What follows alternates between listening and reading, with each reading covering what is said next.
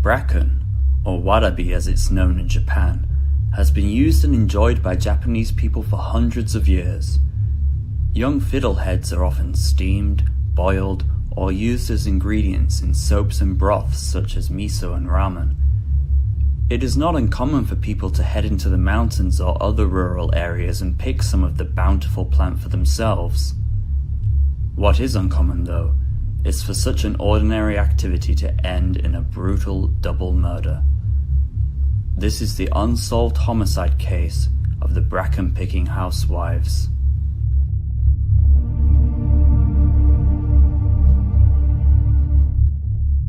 On the 23rd of May 1979, 43-year-old Eiko and 32-year-old Keiko finished their shift at the local Izumiya supermarket in Nagaokakyo City, Kyoto Prefecture, and decided to cycle up into the nearby mountains about 2.5 kilometers away to have a picnic for lunch and to pick some bracken.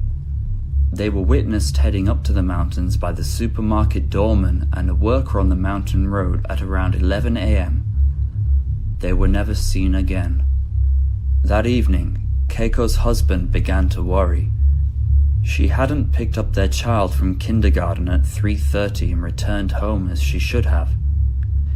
Knowing that she intended to pick bracken before going to the kindergarten, he decided to search the area himself that evening, but unfortunately, he was unable to find anything. Eiko's husband also searched the area, but he too was unsuccessful.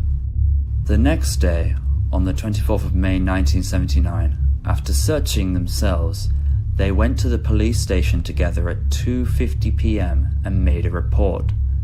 The police immediately mobilized 30 officers to conduct a search.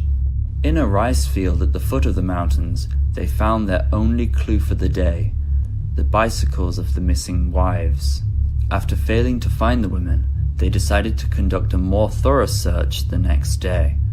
On the 25th of May 1979, 120 officers with sniffer dogs ascended the mountain at 9 a.m. At around 10:30 a.m., one of the sniffer dogs picked something up and led officers to a small clearing on a 45-degree slope. There, they discovered what they all feared: Eiko's body. 10 meters away, Keiko's body was also discovered. This, however, was just the beginning.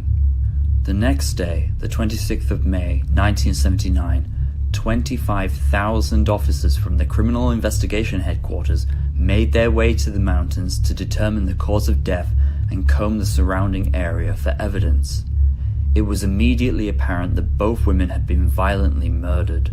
Investigators determined the time of death to be between 1 p.m. and 2:30 p.m., 2 hours after they were last sighted. Eiko had sustained more than 30 injuries, including 9 broken ribs and a ruptured liver. So violent and powerful were these attacks that she suffered significant internal bleeding. The cause of death was strangulation, and the bruises found on her neck imply that she was strangled with both hands. 32-year-old Keiko had sustained 50 injuries and had been stabbed with a kitchen knife. With shameless confidence, the knife was left still sticking out of her body by the criminal when found by police. It had cut through her ribs and pierced both her heart and a lung. She very quickly died of blood loss. Prior to her death, however, her Achilles tendons had been cut completely through, which would have made running extremely difficult for her. Both victims showed signs of sexual assault. Inside Eiko's body, police discovered male bodily fluids, despite her being fully clothed with the exception of a torn shirt.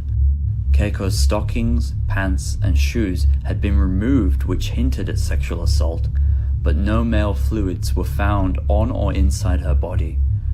Both women had put up a fight, as they were shown to have extensive defense wounds.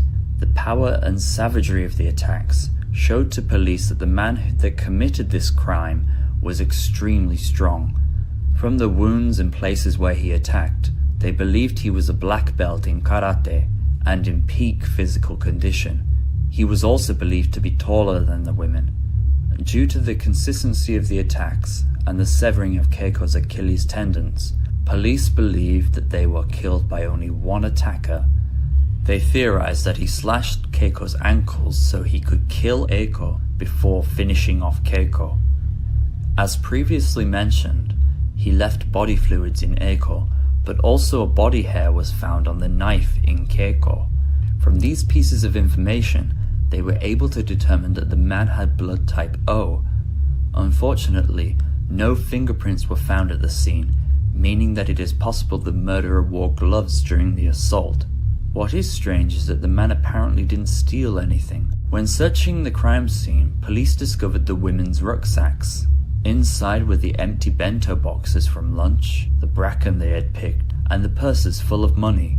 But the strangest thing they found was in Eiko's pocket. On the back of a receipt from the supermarket where they worked was a message written with a pencil. In traditional Japanese style, it was written from top to bottom, right to left. The first line, owareteru, we are being followed. The second, tasukete kudasai, please help. The third, kono otoko no hito warui hito, this man is a bad person. The date of the receipt was the 21st of May 1979, 2 days before the murders. As for the writing itself, there are a few things that stand out to me as a Japanese speaker. I know that most of you are not familiar with Japanese, so I will try to explain it as best I can. First, why rewrite the character su? The original is perfectly legible, even for a non-native speaker like myself, so why waste time rewriting it? Quick to write hiragana and katakana rather than more difficult kanji or Chinese characters are used with the exception of simple ones like hito, shita, and otoko. So other than the corrected su character, it looks like it was written in a hurry. Other hints to its hurried nature are somewhat messy and crudely written characters you see highlighted now, which when written at a more usual pace have more features that make them easier to read. The number one thing that sticks out to me, however, is the word kono, or this. In fact, this is very significant because it means that the man was with them rather than far away from them. It's somewhat hard to explain without giving you a Japanese lesson, but if the man was following them from behind at a distance, the correct word would be ano, which when translated into English means that. Therefore, the man was likely accompanying them at some point. Maybe he walked up to them and forced them to walk with him. Maybe they couldn't run away from him because they were threatened with the knife. Another thing that puzzles me about this note is the motive behind writing it. Were they hoping that someone else would walk by and they could pass it to them without alerting the man? It seems quite strange to write something like this, and I'm also confused as to how they could find the time to secretly write it if the man was close by. I'd be happy to hear your theories in the comments. The pencil used to write the note was never found, but thanks to the careful work of thousands of officers literally sifting through the soil, they did find the broken off pencil tip close to the crime scene. Again though, like the other items, no fingerprints were found on it. There were a few eyewitnesses from the area on the day that brought some suspicious people to the forefront of the investigation. 2 construction workers living in the area were seen close a day before the murder, walking a dog. At around 2 p.m. on the day of the crime, they were seen again running down the mountain. Furthermore, the 2 who usually had a terrible attitude at work worked diligently the next day, which was extremely out of character for them. One of the 2 was also trained in karate, but without concrete evidence and with the testimony from their employer stating that they were working in a different area on the day of the murders, they were never investigated. Another 2 men, aged between 25 and 30 years old, were seen walking up the mountain about 10 minutes after the women did. They were wearing jeans and white shirts, so it didn't look like they were going for a hike or anything. Unfortunately, because they were never seen again, an investigation couldn't be conducted. Perhaps the most credible sighting actually happened a year before the incident. A man aged in his early 40s, around 170 centimeters tall and wearing dark grey work clothes, called out to a housewife who was also collecting bracken on the mountain, only 300 meters away from the place of the murders. While holding a long 30-centimeter knife, the man asked, "Are you going to collect bracken?" Startled, the woman ran away to another location where her husband and child were, thus escaping any danger. A sketch was made of the man based on the woman's descriptions, but he was never caught. The area was also known as a popular place for motorcycle gangs.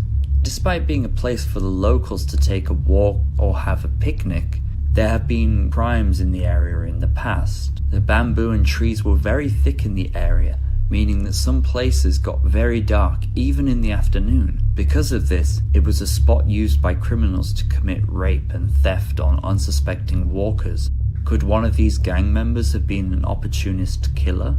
Now, just when you thought things couldn't get any stranger with this case, a further development came 5 years later in 1984 when another housewife was murdered in the area. She was stabbed repeatedly in the back and neck before being wrapped in a futon and set on fire. Another brutal murder, just like the other two. When the crime was made public, the police made a startling announcement. It turns out that this third housewife went into the mountains with the other two on the day that they were murdered, but returned home early by herself. In other words, she was friends with the other women and narrowly escaped death that day. Due to the brutal nature of the killing, the police theorized that there was a personal link between the killer and the victim, so in order to protect the third housewife from an attack, they didn't make her presence known and ordered the media not to mention her. Blood found on the right leg of this woman was also blood type O, the same type found on Keiko and Eiko 5 years prior. Unfortunately, none of these crimes have been solved, and the murderer walks free to this very day.